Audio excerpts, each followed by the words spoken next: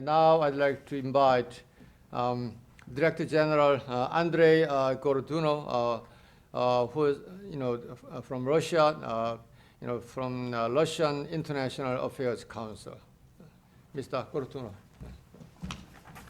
Let's welcome. I think that the topic of this forum is very timely and very important. And let me try to get to the issue that was mentioned by our chairman, the issue of conceptual innovation. In a way, all countries of the world, and definitely all the countries of the Asian Pacific region, are confronted with this challenge of conceptual innovation.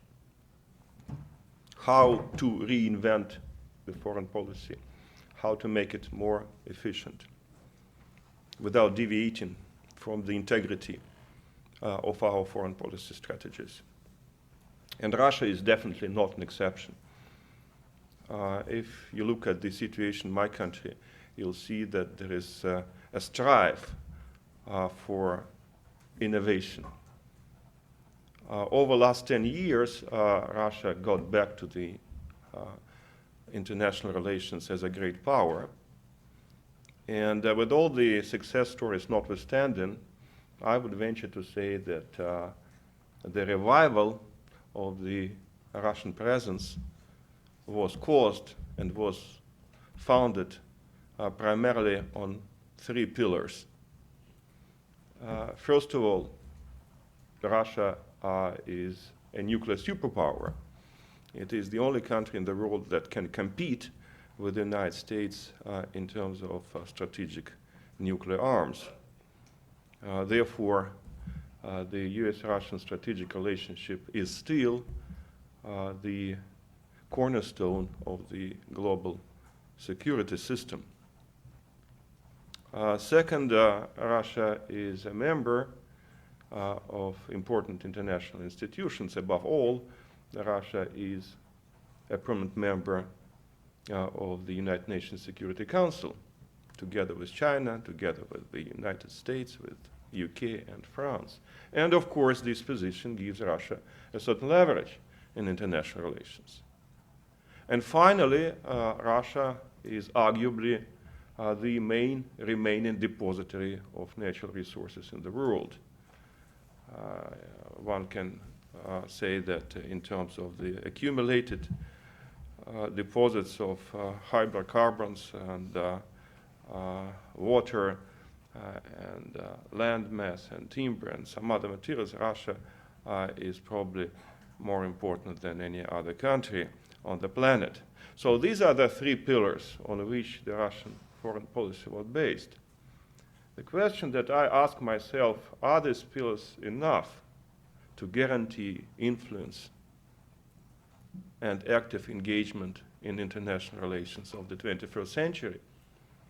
And my answer is no. I would venture to say that if the Russian foreign policy continues to be based on just three pillars I mentioned, it will become archaic and antiquated. The world is changing, the currency of power is changing, the rules of engagement are changing, and every country has to think about additional assets that it can utilize in pursuing its foreign policy. The sheer might, be it the military might or even the economic might, if I might say so, is not enough. All of us are looking for what I would define as smart foreign policy. And smart foreign policy means that you should activate non-material assets of your foreign policy, or assets that used to be marginal. The power of international education and science is becoming important. Where your kids are going to get their education might define their outlook, their mentality, not just their career tracks, but their integrity to a certain extent. The power of migrations is becoming one of the most important driving forces in the current international system. If you look at soft power like culture, cultural attractions might be more important than military balances. So I think that Russia really has a challenge, how to upgrade, how to modernize, how to diversify its foreign policy. And this is definitely related to all geographical dimensions of the Russian foreign policy.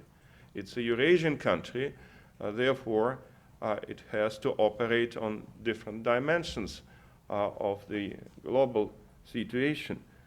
It has to work with the European Union, and we do have some stumbling blocks in our relations with the Union, partially because the Union itself is not in the best shape right now, but partially because Russia has to invest more in working with Europe, with its Western neighbors. We do have major security problems to the south of the Russian borders. And definitely the most explicit problem is the situation in Afghanistan. What will happen in this country after the international coalition withdraws? And that is going to happen next year. How it might affect the security situation in Central Asia. Will it have a spillover effect on Russia? These are not easy issues, and Russia cannot resolve these problems without very active cooperation with its partners. These partners can be found in the Shanghai Cooperation Organization. These partners can be found in the Greater Middle East. These partners can be found in the West. But definitely it will be a bumpy road. And definitely Russia will have to be very creative and very inventive. Now, if we turn to the Asia-Pacific region, I would say that the challenges for the Russian foreign policy are also quite immense. We are proud to enjoy very positive and stable relations with China. China remains Russia's strategic partner in the region. Our trade is likely to get almost to $100 billion this year, and it continues to grow. However, structurally, Russia's relations with China are not something that we can be proud of. We export to China primarily energy and raw materials.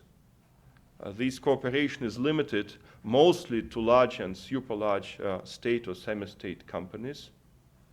We do not have the level of penetration that would turn this relationship into an important social factor.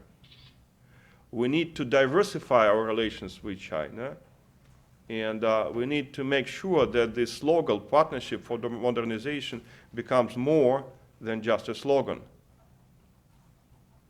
This is not easy because it requires a considerable homework to be done.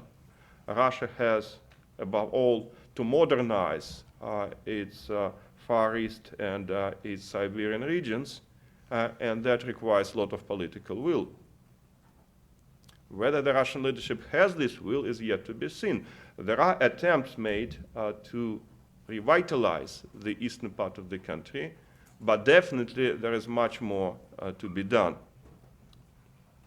If we put aside the relations with China, Russia has to handle some issues that are remaining residual issues of the Cold War in the Asian Pacific region. We still have territorial dispute with Japan, which is definitely a residual from the previous era, and it looks very archaic right now, but still it's an impediment on the way of better relations with Japan. Russia cannot isolate itself from the situation on the Korean Peninsula. And again, we see a stumbling block there. Many would argue that it is impossible to re-energize the six-party talks. But if so, then we should find alternative ways to handle the situation there. And a lot will depend on the ability of major countries of the region to work together. Last year, Russia chaired the APEC summit in Vladivostok, and that was a major event for the Russian Federation. However, it is important that Russia can capitalize on its chairmanship. And unfortunately, Russia's engagement in the economic relations in the region are still quite limited. Definitely, we can do much more than we are doing right now. It is tempting to argue that the situation is too volatile, there are too many independent variables, there are too many external factors that prevent us from defining our priorities. However, I would say that it is important that our foreign policies are not opportunistic, but rather strategic. We need to think out of the box about not just immediate consequences of our actions, but about long-term implications of what we are doing.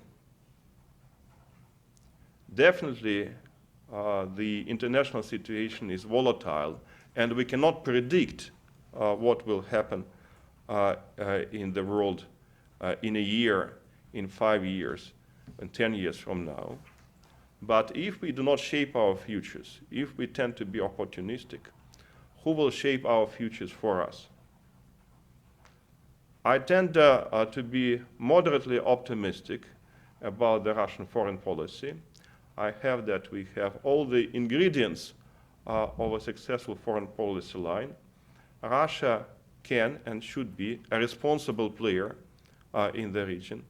However, a lot depends on the political will, on the consistency of the Russian policy, and on its ability to find a proper balance with its major neighboring countries. Thank you.